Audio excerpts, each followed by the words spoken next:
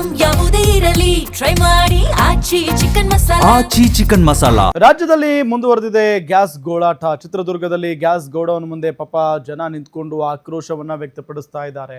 ಹೊಳಲ್ಕೆರೆ ಪಟ್ಟಣದ ಅಖಿಲ್ ಗ್ಯಾಸ್ ಏಜೆನ್ಸಿಗೆ ಜನ ಮುಗಿಬಿದ್ದಿರುವುದು. ಸ್ಥಳಕ್ಕೆ ಆಗಮಿಸಿದಂತ ತಹಶೀಲ್ದಾರ್ಗೆ ಮುತ್ತಿಗೆ ಹಾಕಿ ಆಕ್ರೋಶವನ್ನ ವ್ಯಕ್ತಪಡಿಸಿದ್ದಾರೆ. 20 ದಿನಗಳಿಂದ ಸಿಲಿಂಡರ್ ಪೂರೈಕೆಯಾಗದ್ದಕ್ಕೆ ಆಕ್ರೋಶ ವ್ಯಕ್ತವಾಗಿರುವುದು. ಬೇರೆ ವ್ಯಕ್ತಿಗಳಿಗೆ ಏಜೆನ್ಸಿ ವರ್ಗಾಯಿಸುವಂತೆ ಆಗ್ರಹಿಸಲಾಗಿದೆ. ಜನರಿಗೆ ತಿಳಿ ಹೇಳಿ ಕಳುಹಿಸಿದ್ದಾರೆ ಪೊಲೀಸ್ ಅಧಿಕಾರಿಗಳು. ಈಗ ಜನರಿಗೆ ಏನ್ ಮಾಡಬೇಕು ಅಂತ ಗೊತ್ತಾಗ್ತಾ ಇಲ್ಲ. ಗೃಹ ಬಳಕೆ ಸಿಲಿಂಡರ್ಗಳು ಸಿಗ್ತಾ ಇಲ್ಲ, ವಾಣಿಜ್ಯೋದ್ಯಮಕ್ಕೆ ಸಿಲಿಂಡರ್ಗಳು ಸಿಗ್ತಾ ಇಲ್ಲ,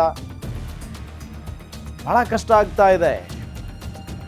ಇದ್ರ ಜೊತೆಗೆ ಈ ಗ್ಯಾಸ್ ಏಜೆನ್ಸಿಗಳು ಇದೇ ಒಂದು ಸಮಯ ಅಂತ ಹೇಳಿ ದುಪ್ಪಟ್ಟು ದರ ಕೇಳ್ತಾ ಇದ್ದಾರೆ, ಹಣ ಕೇಳ್ತಾ ಇದ್ದಾರೆ. ಇದರಿಂದ ಸಹಜವಾಗಿ ಆಕ್ರೋಶ ಅಂತೂ ವ್ಯಕ್ತವಾಗ್ತಾನೆ ಇದೆ. ಯಾಕೆ ಎಷ್ಟು ಕೊಡಬೇಕು?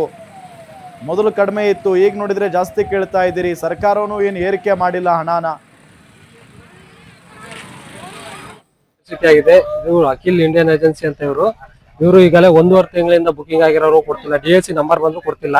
ಇಲ್ಲಿ DC ಆದೇಶ ಆಗಿದೆ, ಗೋಡನ್ ಹತ್ರ ಕೊಡ್ತಿಲ್ಲ ಅಂತಾರೆ. ಈಗ ಮನೆಗಳಿಗೂ ಊರುಗಳಿಗೂ ಸರಿಯಾಗಿ ಸರಬರಾಜು ಮಾಡ್ತಿಲ್ಲ. ಈಗಲೇ ಹೆಚ್ಚು ಕಮ್ಮಿ 1.5 ತಿಂಗಳಾಯ್ತು ಬುಕಿಂಗ್. ಸಾಸ್ಲಳ್ಳ, ಅಂದನೂರು, ಆಮೇಲೆ ಈ ಕಡೆ ತೇಕ್ಲುವಟ್ಟಿ, ಕೊಳಾಳು ಆ ಕಡೆಯಿಂದೆಲ್ಲ ಜನ 25-30 ಕಿಲೋಮೀಟರ್ ಇಂದ ಬಂದಿದ್ದಾರೆ ಜನ.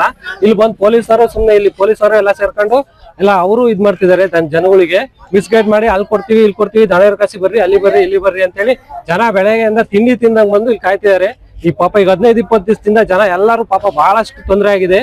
ಇವರು ಏಜೆನ್ಸಿ ಅವರು ಯಾವ್ದೇ ಒಂದು ಗಮನ ಹರಿಸ್ದಂಗೆ ಗ್ರಾಹಕರಿಗೆ ಸಿಕ್ಕಾಪಟ್ಟೆ ಪಾಯಿಂಟ್ ಮಾಡ್ಕೊಂಡಿದ್ದಾರೆ. ಇವರು ಸಿಕ್ಕಾಪಟ್ಟೆ ಪಾಯಿಂಟ್ ಮಾಡ್ಕೊಂಡು ಇವರಿಗೆ ಗ್ರಾಹಕರಿಗೆ ಸರಿಯಾಗಿ ಸರಿಯಾದ ಸಮಯಕ್ಕೆ ಸಿಲಿಂಡರ್ಗಳನ್ನ ಒಡ್ಸಕ್ ಆಗ್ತಿಲ್ಲ.